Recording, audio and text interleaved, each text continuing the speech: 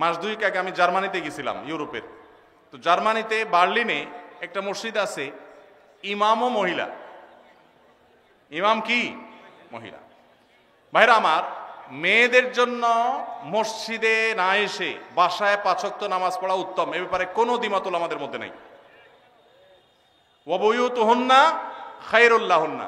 তবে হাদিসের আগের অংশ আছে, আল্লাহ নবী সাল্লাল্লাহু আলাইহি সাল্লাম বলেছেন, লা তামনাউ আমা আল্লাহি মাসাজিদ আল্লাহ, আল্লাহর বান্দিরা মসজিদে আসলে বাধা দিও না, কিন্তু তাদের জন্য মসজিদে আসার চাইতে বাসায় নামাজ পড়া বেশি উত্তম। তার নবীজি চাইতেন তারা যেন বাসায় পড়ে।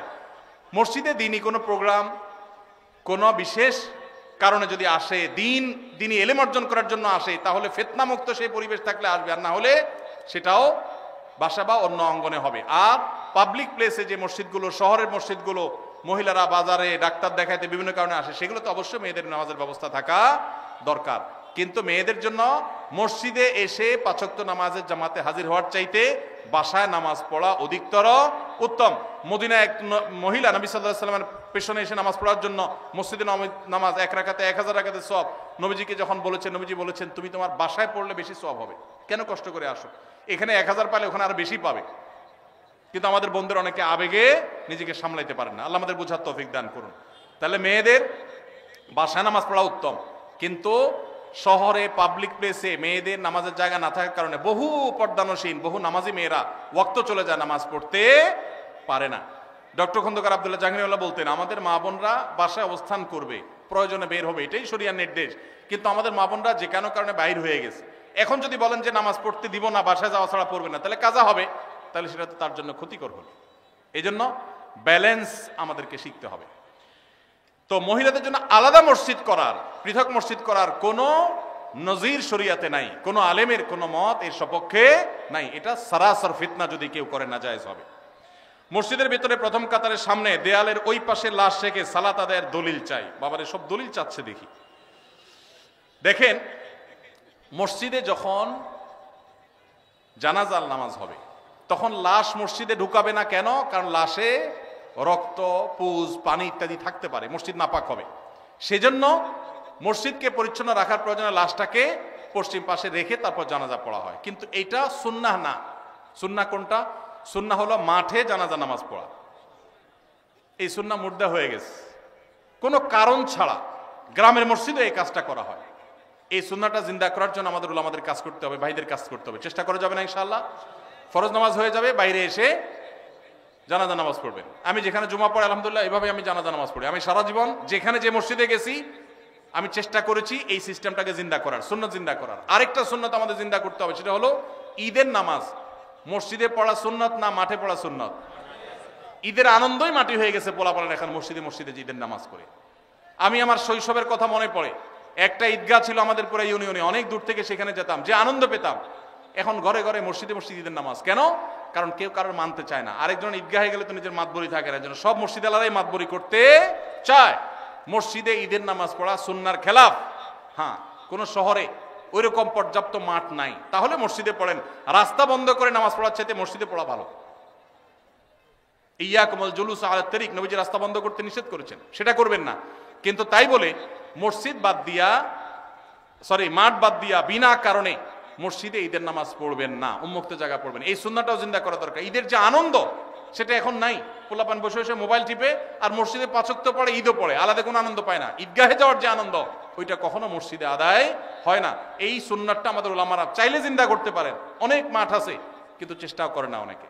আহমদুল্লাহ হুজুর, আপনার কাছ থেকে আমি জানতে চাই, কোম্পানির ডিউটি করতে গিয়ে যে হাম্মাম ব্যবহার করি, হাম্মাম মানে টয়লেট ব্যবহার করি, তাতে অনেক সময় নাপাক পানির ছিটকে পেছনের অংশে অর্থাৎ পাছায় লেগে যায়। এই শব্দ না লিখলেও হইতো রে ভাই, যতটুকু বুঝতে পারি ধুয়ে ফেলি। কিন্তু এই নাপাক পানি প্যান্ট বা শার্টে লাগার সম্ভাবনা 100 ভাগ। আমার এই পরিস্থিতিতে প্যান্ট ছাড়া নামাজ পড়ার কোনো উপায় নাই। তারপরও আমি এই অবস্থায় 5 ওয়াক্ত নামাজ পড়ি এবং আল্লাহর কাছে কান্নাকাটি করি। আমার নামাজ কবুল হবে কিনা? ভাইরা আমার, খুব দরকারি প্রশ্ন। আজকাল আমরা হাই কমোড ব্যবহার করছি অনেকেই, তাই না? হাই কমোডে বিশেষ করে এই সমস্যাটা হয় যে আপনি মলমূত্র ত্যাগ করেছেন, নিচ থেকে ছিটে এসে উপরে পড়েছে। বড় ছিটা যদি পড়ে তাহলে ওইটা আপনাকে পানি দিয়ে ধুইতে হবে। কিভাবে ধোবেন? ওই যে স্প্রে করছেন সেই স্প্রে পেছনের অংশে কোমরের অংশে আপনি স্প্রে করে ভালো করে ধোবেন, ব্যাস যথেষ্ট। আর যদি সামান্য ছোট ছোট ছিটা আসে, যেমন পেশাব করতে গেছেন, শুয়ের আগায় যে পরিমাণ পানি থাকে ওই পরিমাণ ছিটা পেশাবের আসছে, তাহলে তাতে ইনশাআল্লাহ নাপাক হবে না। অনেক সময় দেখা যায় পেশাব করলে শীতের দিন বাষ্প হয়ে ওই বাষ্পটা কাপড়ের শরীরে মিশে, এতেও কাপড় শরীর নাপাক হবে না ইনশাআল্লাহ। কিন্তু যদি ওই কমোডের পানি যেখানে নাপাক আছে ওখানে আপনার নাপাক পড়ে সেখান থেকে যদি উপরে পানি উঠা পড়ে তাহলে অবশ্যই সেটা নাপাক হবে। অনেকের আবার এখানে সূচিবায়ুর রোগ আছে, অহেতুক সন্দেহ করে, কিছুই হয় নাই উনি সন্দেহ করে, সেটা আবার সমস্যা। সন্দেহকে কোনো প্রশ্রয় দেওয়া যাবে না। তো এ ভাইয়ের প্রশ্ন উত্তর হলো যে আপনি চেষ্টা করবেন ধুয়ে ফেলার, ধুয়ে ফেলছেন বাস, এরপর আল্লাহর তাওয়াক্কুল করে নামাজ পড়বেন, অহেতুক সন্দেহ করবেন না। আমার একটা প্রশ্ন, কোনো ব্যক্তি এমন ঋণগ্রস্ত যা পরিশোধ করা কষ্টকর, এক্ষেত্রে ওই লোক ব্যাংক থেকে ঋণ নিয়ে ঋণ পরিশোধ করতে চাইলে সেটা পারবে কিনা জানতে পারলে ভালো হয়। যিনি ঋণগ্রস্ত তিনি ব্যাংক থেকে সুদি লোন নিয়ে যদি ঋণ পরিশোধ করতে যান তাহলে গাছের গোড়া কেটে আগায় পানি দেওয়া হবে, গোড়ায় কেটে আগা পানি দেওয়া হবে। ঋণ পরিশোধ ভালো কাজ, কিন্তু সুদি কারবার করা ভালো না খারাপ? সুদি কারবার করা কি ভালো কাজ না খারাপ কাজ? শুধু খারাপ কাজ, জঘন্য হারাম। এখন কত হলো আপনি কি করবেন?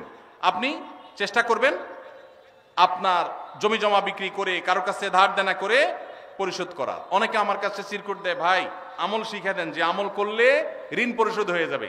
ছাত্ররা চিরকুট দেয়, কালকে বরিশালে প্রোগ্রাম ছিল, চিরকুট লিখে দিছে কি এমন আমল শিখাই দেন যে পরীক্ষার খাতা উল্টো পাল্টা লিখলে ওটা ঠিক হয়ে যাবে।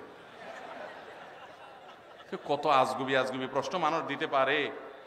আমি এই প্রশ্ন দেখে বললাম, এই প্রশ্ন বলতেছে এটা একটা ফাঁকিবাজ ছাত্র।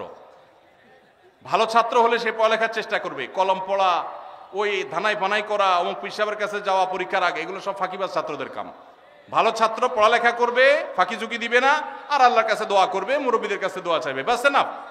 আপনি ধানাই ফানাই করলে এটা আলামত খারাপ। বিধায় একইভাবে ঋণ পরিশোধের জন্য অনেকে বলে ভাই আমল শিখাই দেন ঋণ পরিশোধ যেন হয়ে যায়। তা আমি অনেকের এরকম হাতের কাছে পেলে জিজ্ঞেস করি ঋণ কত টাকার, বলে 5 লাখ টাকা। জমি জমা ঘর বাড়ি, আলহামদুলিল্লাহ গর্বিটা আছে। জমি জমা জমি জমা আছে, কিছু চাষের জমি আছে, ওগুলো বিক্রি করলে কত হবে? ওগুলো তো অনেক টাকার জিনিস, তো সেগুলো বিক্রি করে ঋণ দেন না কেন? কেন জমি বিক্রি করে ঋণ দেবো নাকি? মানে আপনি দোয়া শিখাই দেন, ওইটা আমল করলে উপর থেকে আল্লাহ বস্তা ফালাই দিবে, ঋণ দিয়ে দিব, আর আমার জমি আমারটা থাকবে। এই 2 নাম্বারই করলে কোনো কাজ হবে? সাধ্য অনুযায়ী আমার গর্বিটা বিক্রি হলো, আমি ঋণ পরিশোধ করব, তাই বলে সুদি লোন নেওয়া জায়েজ হবে না। এটা অনেক ভাইরা ভুল করেন।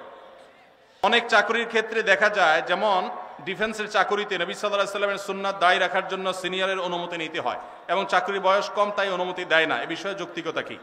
দেখুন, ভারতে ডিফেন্সে আমরা দেখি শিখরা তাদের পাগড়ি পরে তারপরে সেখানে তারা ডিউটি করতে পারে। আমেরিকার মতো দেশে ধর্ম পালন করেও ডিফেন্সে চাকরি করতে পারে। আমাদের দেশে এই রকম অবস্থা তৈরি হয়েছে যে দীর্ঘদিন থেকে নিয়ে দায় রাখতে দেওয়া হতো না, মেয়েদের হিজাব করতে দেওয়া হতো না।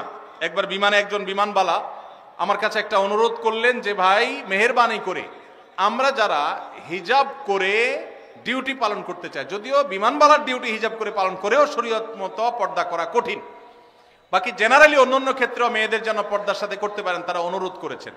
আলহামদুলিল্লাহ, আনন্দের বিষয় যে আমাদের বাংলাদেশ আর্মিতে এখন এই 2টা বিষয়ে আল্লাহর ফজলে অনুমতি পাওয়া গেছে। বিশেষ করে দায়ের বিষয়টাতে অনুমতি যে নিতে হয় এটা ডিসিপ্লিনের জন্য। আমার মনে হয় এখানে একটা ড্রেস কোড থাকা উচিত একটা প্রতিষ্ঠানের। সেই হিসাবে ড্রেস কোড থাকবে, নর্মাল প্রসিডিউর থাকবে, কিন্তু অকারণে বয়স কম এই সমস্ত অজুহাতে যদি বাধা দেওয়া হয় তাহলে সেই সিস্টেমটা চেঞ্জ হওয়া উচিত। কারণ সাংবিধানিক অধিকার, যে কেউ তার ধর্ম পালন করতে পারে, সেই সুযোগ থাকা উচিত। আমি আশা করি যে সংশ্লিষ্ট মহল তারা এটা বিবেচনা করবেন বা দেখবেন।